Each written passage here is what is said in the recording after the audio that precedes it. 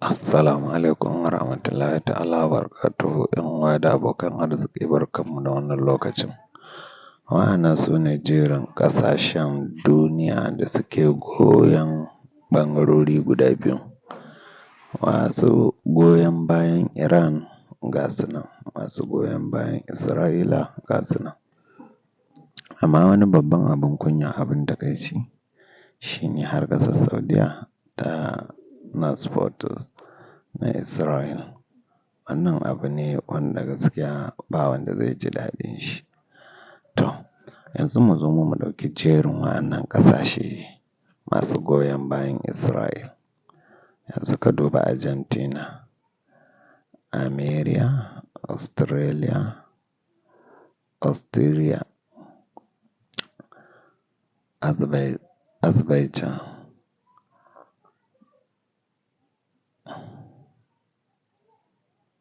Bahamas,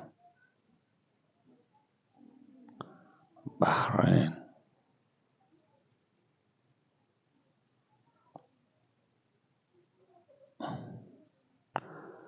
to kun ga dai Bangladesh ba ta goyon bayan Israel. Sannan ga Belarus, ita ma ba ta goyon bayan Israel, tana support ne na Iran. Wato malam duniyan nan ta yi nisan da ɗan adam baya tsammani.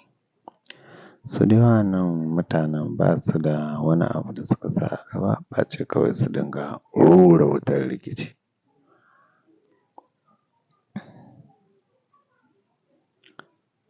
Iran, dukkanin ƙasashen da aka san su da jajircewa da ƙoƙari da kafiya da nuna tirjiya, su ne fa magoya bayan Iran. Kuma ko ba komai ai ita Iran kowa ya san ƙasa ce wacce take da ƙarfi sosai kuma take da ƙoƙari. To amma babban abin baƙin ciki da takaici, su fa wa'annan mutanen so suke su maida abin nan ya zama yaƙin duniya. Shi kuma yaƙin duniya abu ne wanda yake in ya faru babu wani ɗan adam da zai ji daɗin faruwarsa. To kun ga kuwa ai dole dukkanin mai hankali ba zai goyi bayan wannan abu da yake gudana ba. To amma akwai abin da yake zama dole. Kamar yanzu wannan yaƙi ɗin ai ya zama kaman dole ne ko kuma ma a ce dole. Domin gabaki ɗaya ƙasashen Middle East ɗin, ita wannan tsinanniyar ƙasa la'ananniya Israel ba ta da wani aiki da ya wuce ta kai wa wancan hari, ta kai wa wancan hari, ta kai wa wancan harin, ta kai wa wannan hari. To kun ga kenan in kuka yi shiru kuka bar ta, dukkaninku babu wanda zai sha, babu wanda zai sha, kowa ba zai sha ba.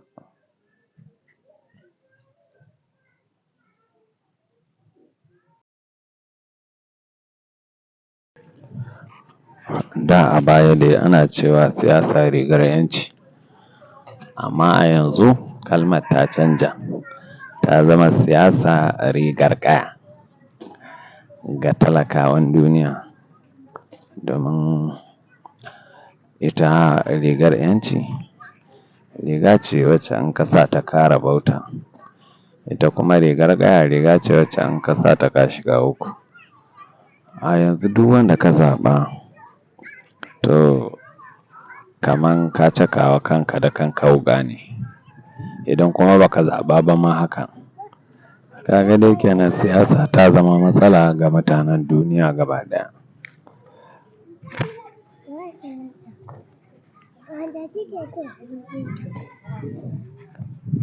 Kacalla akwai ne? Shi ɗin.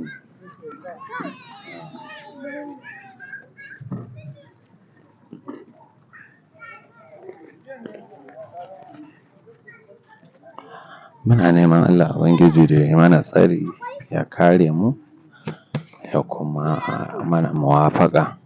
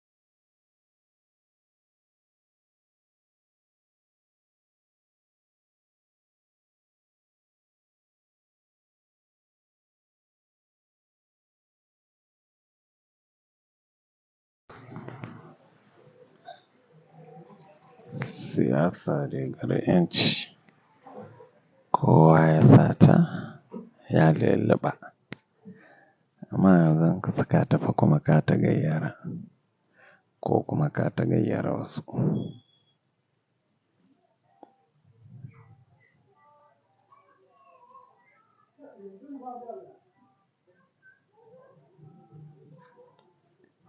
Zimbabwe, Emmerson Mandela.